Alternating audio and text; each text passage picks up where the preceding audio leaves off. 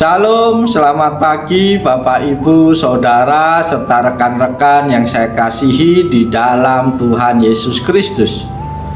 Dengan penuh sukacita di dalam Tuhan, kembali pada pagi hari yang indah ini saya menyapa dan menjumpai Bapak Ibu Saudara dimanapun saja Bapak Ibu berada. Biarlah program motivasi pagi ini memberkati Bapak Ibu Saudara semua. Firman Tuhan pada pagi hari ini terambil di dalam Amsal pasal 6 ayat yang ke-23 yang berbunyi demikian. Karena perintah itu pelita dan ajaran itu cahaya, dan teguran yang mendidik itu jalan kehidupan. Amin. Rekan-rekan yang saya kasihi di dalam Yesus Kristus, bersyukurlah buat anugerah Tuhan yang luar biasa di dalam setiap kehidupan kita. Karena kemurahannya lah kita ada sampai pada pagi hari ini. Bagi beberapa orang, teguran adalah salah satu hal yang sangat menyakitkan dan melukai hati. Mungkin kita pernah ditegur oleh pimpinan kita di kantor, ditegur oleh orang tua, ditegur oleh teman, ditegur oleh gembala, majelis, atau orang-orang yang aktif dalam pelayanan. Atau bahkan kita pernah ditegur oleh orang yang tidak kita kenal. Dan ada berbagai macam respon seseorang ketika ia ditegur. Ada orang yang kalau ditegur dia akan marah dan tidak terima, merasa bahwa apa yang dilakukannya adalah yang paling benar. Ada orang yang kalau ditegur malah menyalahkan orang lain, seperti kisah Raja Saul ketika ditegur oleh Nabi Samuel. Dia malah menyalahkan Nabi Samuel karena Nabi Samuel tidak datang dengan tepat waktu. 1 Samuel 13 ayat yang ke-11, tetapi kata Samuel, "Apa yang telah kuperbuat?" Jawab Saul, "Karena aku melihat rakyat itu berserak-serak meninggalkan aku, dan engkau tidak datang pada waktu yang telah ditentukan, padahal orang Filistin telah berkumpul di Mikmas."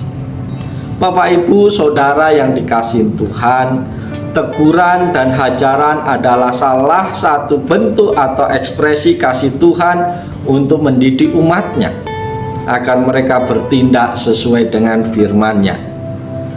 Karena setiap anak atau setiap anggota keluarga pasti pernah mengalami teguran dan hajaran dari keluarganya sendiri atau dari orang tuanya. Begitu juga kita dengan Tuhan. Kita perlu ditegur dan dihajar ketika kita melakukan suatu kesalahan. Bapak Ibu yang dikasihi Tuhan, karena teguran mempunyai manfaat yang besar dalam kehidupan kita, yaitu yang pertama, teguran bermanfaat untuk mengajar kita. Saudara-saudara terkasih, teguran akan mengajar kita ketika kita salah. Tentu kita akan ditegur. Apa tujuannya? Untuk mengajar kita dari hal yang salah kepada hal yang benar, sehingga kita tidak menjadi orang yang melakukan kesalahan yang sama lagi. Manfaat yang kedua adalah teguran bermanfaat menyatakan kesalahan kita. Para sahabat motivasi pagi yang diberkati oleh Tuhan Yesus Kristus, ketika seseorang berbuat kesalahan, maka kecenderungan mereka adalah menganggap bahwa itulah yang terbaik yang ia beri. Tapi itu belum tentu yang terbaik yang dapat dia beri. Dan untuk menyatakan kesalahan, Tuhan memakai orang lain untuk menegur hidup kita dan memperbaiki apa yang kurang. Manfaat yang ketiga adalah teguran bermanfaat memperbaiki kelakuan kita. Bapak Ibu Saudara yang dikasihi dan yang diberkati oleh Tuhan Yesus Kristus, ketika kelakuan kita melenceng atau sedikit serong dari kebenaran firman Tuhan, Tuhan akan menegur kita lewat firman-Nya atau oleh orang lain yang ada di sekeliling kita, dan kita akhirnya berpaling dari jalan kita yang salah, sehingga kita mengikuti jalan Tuhan yang benar. Teguran akan mendidik kita untuk hidup di dalam kebenaran firman Tuhan. Dan Roh Kudus yang akan membantu kita untuk tetap bisa hidup benar.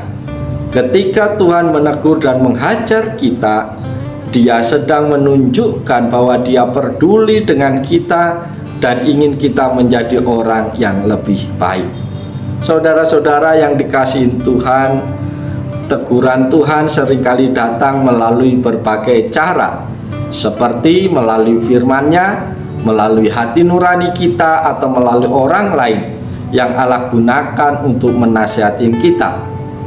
Meskipun teguran dan hajaran Tuhan mungkin terasa tidak menyenangkan pada saat itu, kita harus ingat bahwa Dia sedang bekerja untuk kebaikan kita.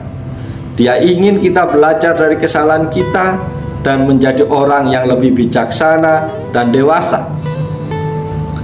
Amsal 3 ayat 11-12 berkata, "Hai anakku, janganlah engkau menolak didikan Tuhan, dan janganlah engkau bosan akan peringatannya.